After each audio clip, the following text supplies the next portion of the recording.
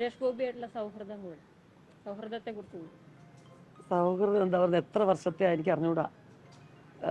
ആദ്യമായിട്ട് നായകനായിട്ട് അഭിനയിച്ചത് എൻ്റെ ഒപ്പമാണ്. കുറേ സിനിമകൾ ഞങ്ങൾ ചെയ്തിട്ടുണ്ട്. അപ്പോൾ എന്താ പറയുന്നത്, എന്നെ പൊടിയെന്നും ഞാൻ സപ്പോസ് ടു ബി ബാബുണ്ണനെന്നും അത്രയ്ക്കുള്ളൊരു ബന്ധമാണ്.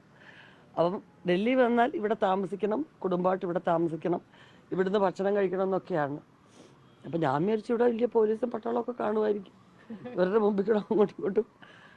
അപ്പോൾ എന്തായാലും ആര് വന്നാലും ഇവിടെ വന്നാൽ സ്നേഹത്തോടെ വന്ന് ഒരു നേരത്തെ ആഹാരം കഴിക്കണമെന്ന് നിർബന്ധമുള്ള ആളാണ്.